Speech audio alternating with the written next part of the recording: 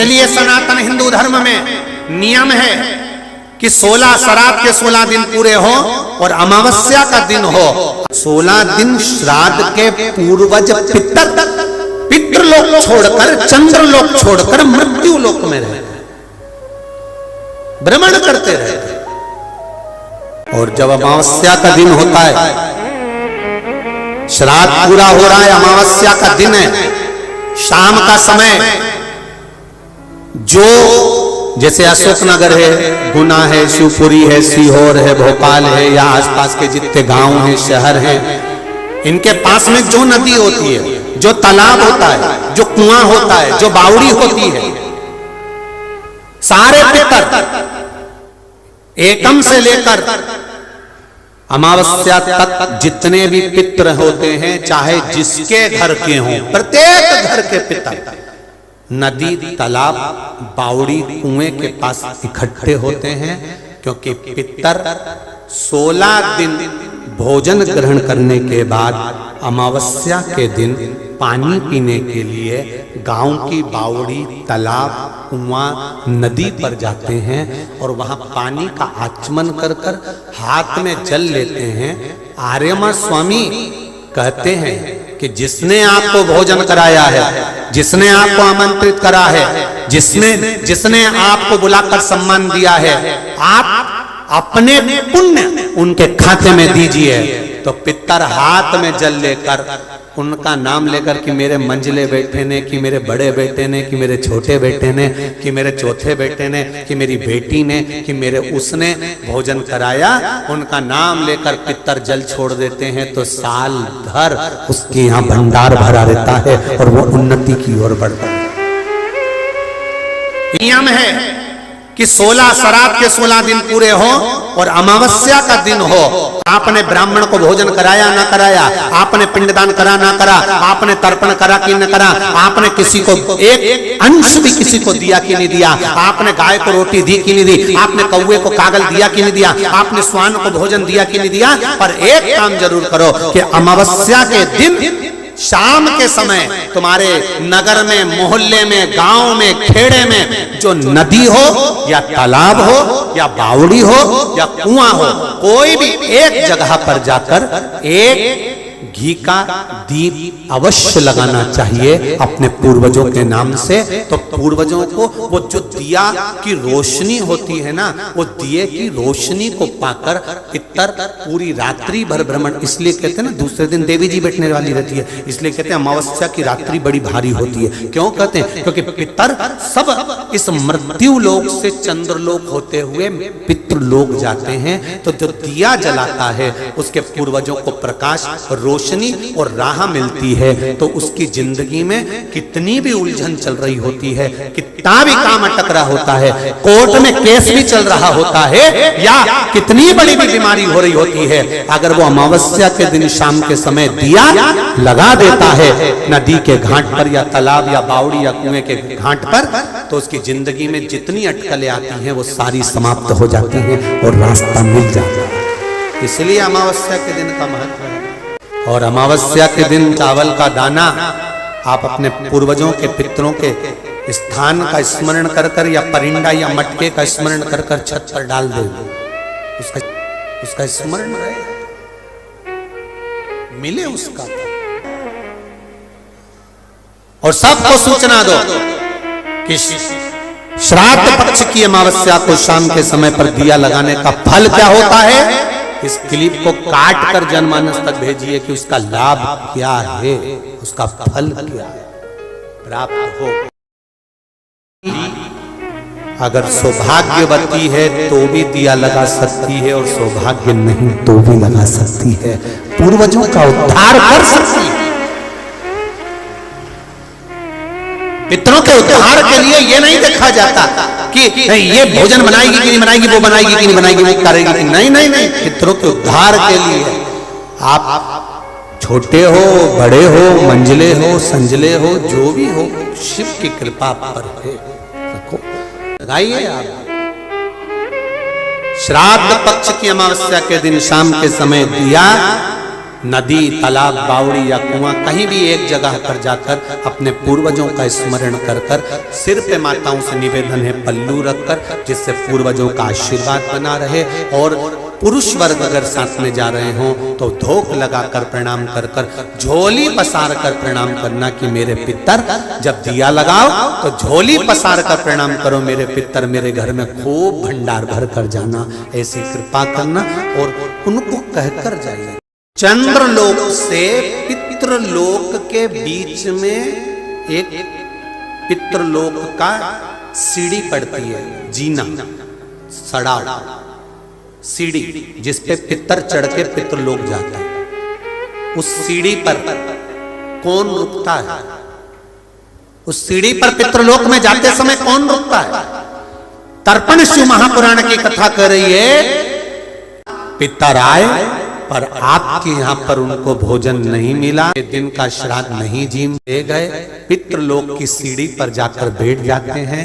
अंदर जो पितर जाते हैं वो पितर जब अंदर जाते हैं, जाने के बाद बात करते करते जाते हैं कि हमारे बेटे ने हमको खीर खिलाई, हमको पूड़ी खिलाई, और उनके मुख से जो राल टपकती है तो जो पितर भूखे रह जाते हैं वो पूरा साल उनकी राल को चाटते हैं और बद्दुआ देते हैं कि हमारे बेटे 5-5, 4-4, 3-3, 2-2 इतने बेटे और हमको भूखा छोड़ दिया। तो वो बद्दुआ देते हैं, जिसके कारणवश पितृदोष होता है। और फिर ब्राह्मण देवता कहते हैं कि ये पितृदोष हो गया। पितृदोष क्यों हुआ? क्योंकि वो भूखे रहे। आपके आहूतों के लिए, आपके वासुकों के लिए जो अधोगति में मर गए। नवरात्रि के पहले जो अमावस्या पड़ती है, चावल की कटोरी में एक कपूर का टुकड़ा रख दीजिए महाराज, छोटा सा, और कपूर का टुकड़ा रखकर उस कपूर को दरवाजे के बाहर कटोरी में ही, चावल रखी हुई कटोरी में ही उसको पितरों का स्मरण कर कर जला दीजिए। और जलाने के बाद उस चावल को कहीं भी किसी भी वृक्ष की छांव में पक्षियों के लिए डाल दीजिए। शिव महापुराण की कथा कहती है, अगर मान लो पितृ आपको कष्ट दे रहे हैं, पितृ आपको तकलीफ दे रहे हैं, कोई काम नहीं होने दे रहे हैं, या कहीं आपको ऐसा लगता है कि पितरों का दोष है, तो वो पितृदोष देवी, अब ये जो आप करेंगे ये कब कर रहे हैं? अमावस्या के दिन आप उसको रख रहे हैं। अमावस्या के दिन उसको रखकर रात भर अपने रखा कपूर के साथ में, सुबह एकम पड़ गई, नवरात्रि लग गई, उसी दिन उसको जला।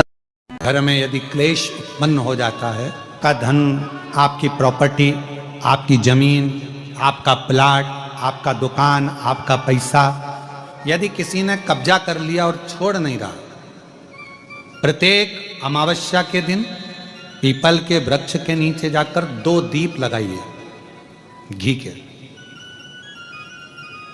दोनों दीप के सामने एक हल्दी का चावल, एक कुंकू का चावल का दाना रख दीजिए और सुधा सुधा सुधा सुधा 3 बार कह दो और स्मरण करो, हे हमारे कुलदेव, पितृदेव, शिवदेव, महादेव, कृपा कर कर जमीन है, मेरा जो धन है, मेरी जो प्रॉपर्टी है, मेरा पैसा लोगों ने हथिया लिया, देते नहीं। गोत्र बोलकर स्मरण कर कर बाबा मेरा धन मुझे वापिस ला कर। अमावस्या पर करो, फिर अगली अमावस्या करो, ऐसे 2-4 अमावस्या करोगे।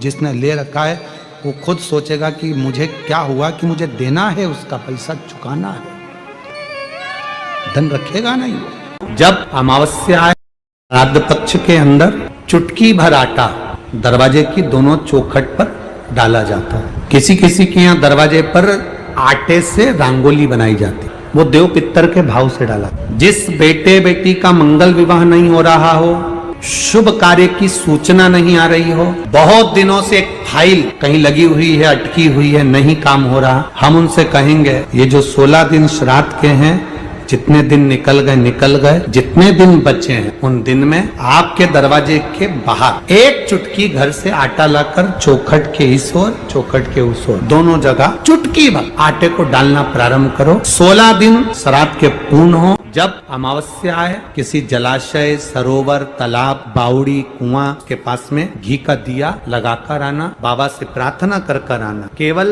22 से 24 दिन निकलते हैं और घर में कोई शुभ कार्य की सूचना आना प्रारंभ हो जाए। वो देव उस कटोरी में धान भर लीजिए, चावल, उसमें एक लौंग और एक बेलपत्र, बस ये रख लीजिए। जो हंडा होता है, घर में पानी का मटका होता है, पितरों का जो स्थान होता है जहां पानी पीते हैं अपन, मटका, हंडा, टंकी, बाल्टी, जो भी हो। आजकल तो लोग आरओ लगा लिए हैं, तो नीचे भी तुम मटका रखते होगे, हंडा रखते होगे, टंकी रखते होगे, उसी के पास में वो कटोरी रख दीजिए।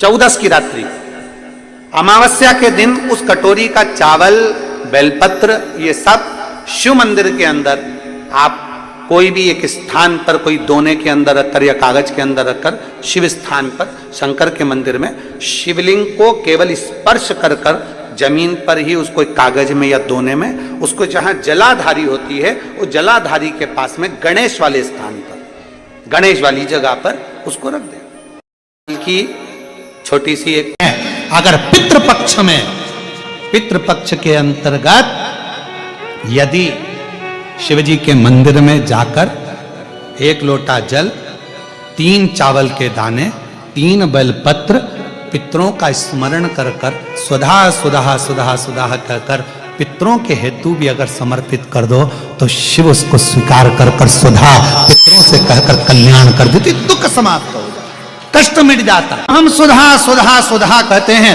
अगर आप पितृपक्ष में, श्राद्ध पक्ष में कोई ब्राह्मण भोजन करा रहे हो, गौ माता को श्राद्ध पक्ष में रोटी दे रहे हो, स्वान को रोटी दे रहे हो, कागल को निकाल रहे हो, कौवे को रोटी दे रहे हो, सुधा का स्मरण सुख देता है। तो पहला चंदन बाबा के शिवलिंग पर, दूसरा गणेश जी पर चंदन की उंगली, तीसरा षडानंद कार्तिकेय पर चंदन की उंगली, चौथा अशोक सुंदरी पर चंदन की उंगली, पांचवा जलाधारी पर चंदन की उंगली, छठा जो शिवलिंग का जल बह रहा है इसके ठीक विपरीत की ओर चंदन की उंगली, और सातवां चंदन नंदी के मस्तक के ऊपर जो 2 सींग लगे रहते हैं उस पर चंदन की उंगली।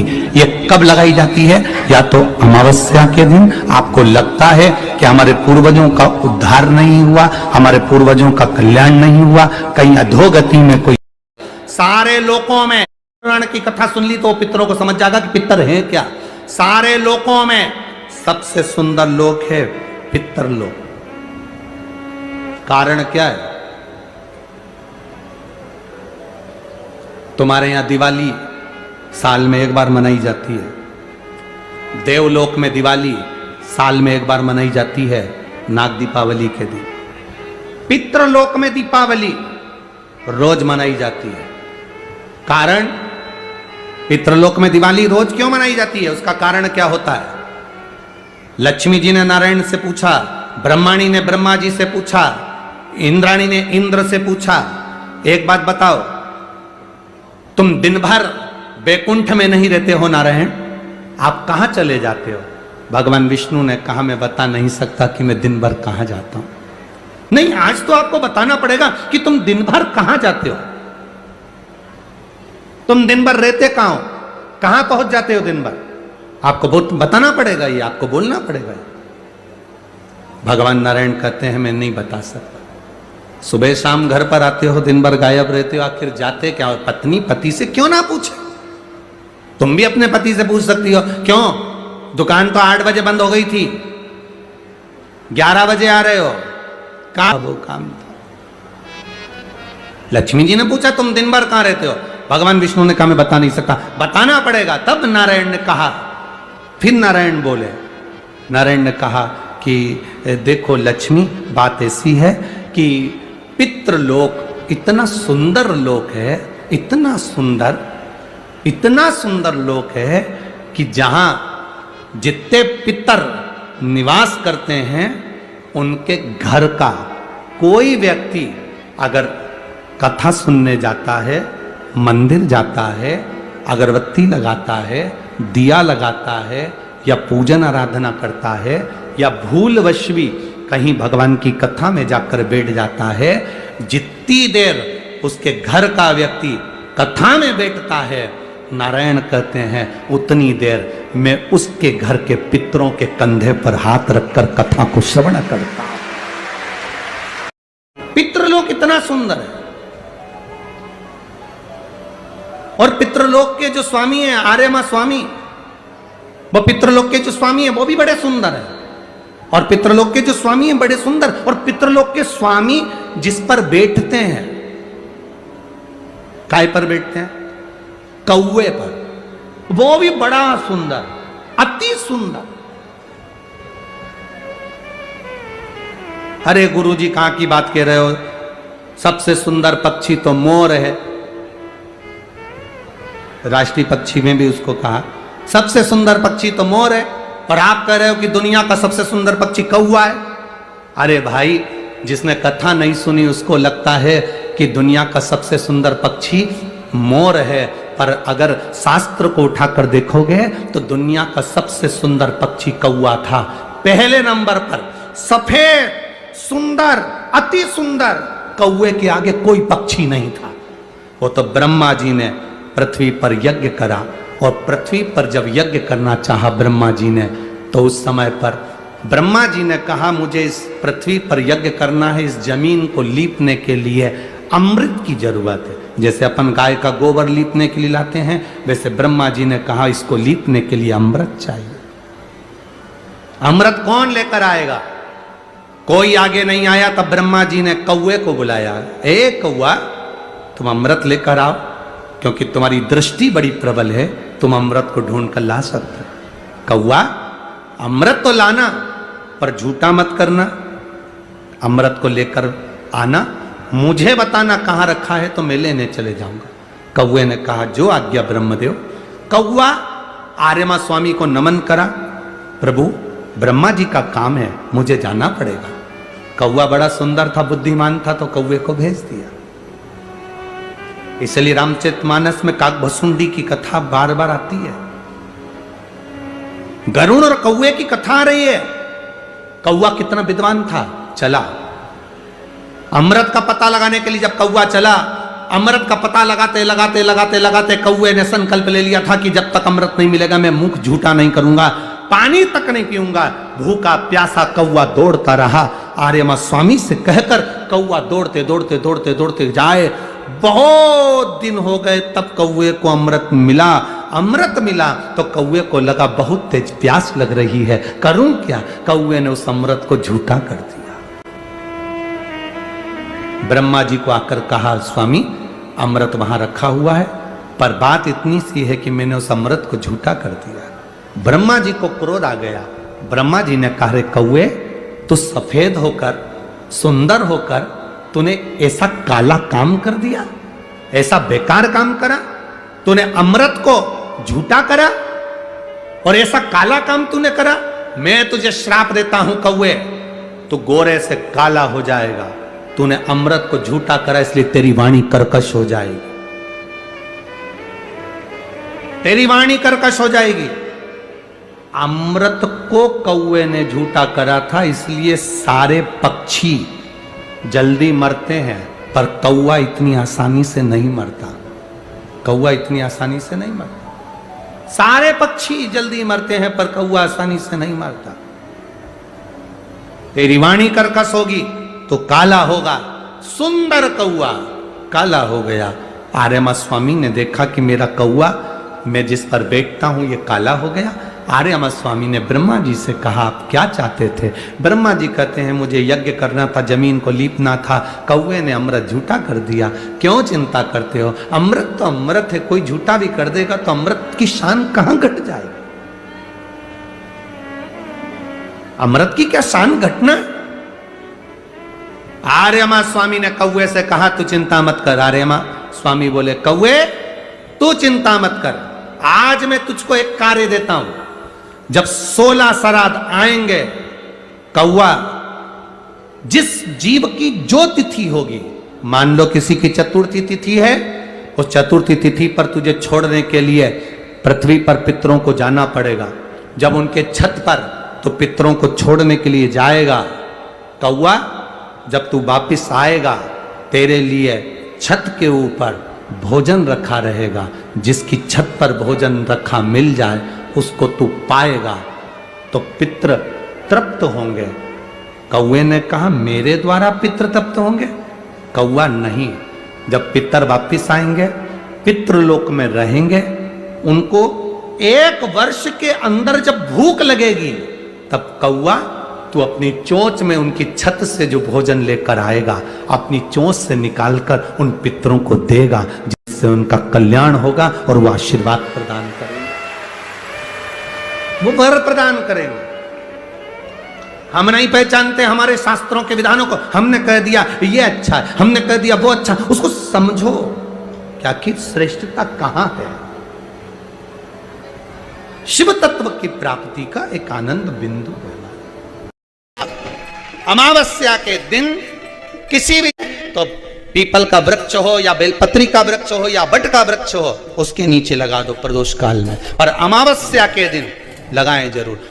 का मुंह दक्षिण की ओर कर कर अवश्य जला कर जाना, सारे पितृदोष समाप्त हो जाएगा, सारा पितृदोष समाप्त। क्यों? क्योंकि अमावस्या के दिन पितृ शाम के समय प्रदोष काल में शंकर भगवान का नाम जाप कर कर नदी तालाब बावड़ी पर पानी पीने जाते हैं, वहां से जल का आचमन कर कर पितृ अपने लोक को चले जाते हैं। प्रदोष काल के समय नदी तालाब के किनारे पर दिया लगाया जाता है, दक्षिण की ओर मुख कर कर बत्ती का, तो पितृ आशीर्वाद देते हुए जाते हैं कि फलो फूलो, आगे बढ़ो, उन्नति करो, तरक्की करो। ये पितरों का आशीर्वाद रहता है, पितरों का वर। यहाँ पितृदोष होता है, काल सर्प दोष होता है, वास्तु दोष होता है, उनको ज्यादा कुछ नहीं करना होना। महाराज एक बेल का फल लीजिए, क्या लेना है? बेल का फल, बेलपत्री का जो फल होता है उसको ले लो, उसके अंदर का जो गुर्दा होता है, अंदर का जो भाग होता है उसको निकाल लीजिए, और उस बेल के फल में आटा सेक कर उसमें शक्कर मिलाकर उसको उसके अंदर भर लीजिए। अमावस्या के दिन सुबह 10 बजे से पहले उस बेल फल में जिसमें तुमने पंजेरी भरी है, आटा सेक कर भरा है शक्कर के साथ में, उसको अपने घर में घुमाने के बाद में जिसको काल सर्प दोष बताया है, पितृदोष बताया है या वास्तु दोष का स्मरण बताया है, घर में सब दूर घुमाकर अपने परिवार का हाथ का स्पर्श कराकर पीपल के पेड़ के नीचे तक खड्डा खोदकर उस बेलपत्र के उस फल को दाब दीजिए, उस फल को उसमें दबा दीजिए। महाराज केवल एक अमावस्या करना रहता है, पितरों के दोष से मुक्ति मिलती है और हमारे घर के कार्य सफल होना प्रारंभ हो जाते हैं, कार्य की सफलता होती है, कार्य में सफलता प्राप्त होने लगती है। अगर आपको रात्रि में नींद नहीं आ रही है, ऐसा लगता है कि रात्रि को 1 घंटा 1.5 घंटा सोने के बाद कुछ गलत गलत विचार आने लगते हैं, नींद सुबह 3 बजे तक 4 बजे तक नहीं आती, 4 बजे के बाद फिर नींद आती है, तो एक प्रैक्टिकल जरूर कर कर देखना। एक प्रैक्टिकल करने में क्या जाता है, प्रयास करने में क्या कुछ जाता है क्या? प्रैक्टिकल कर कर देखना। 1 लोटा पानी लो, उसमें थोड़ा सा कच्चा दूध डाल लीजिए, पत्री का पेड़ या पीपल का पेड़ या बट का पेड़, इन पेड़ के नीचे ले जाकर उस दूध को दोपहर में सुबह 10 बजे से लेकर 12 बजे के बीच में ले जाकर चढ़ा दीजिए। रात्रि को फिर ना आपको प्यास लगेगी ना भूख लगेगी, नींद एक बार लगी तो सुबह ही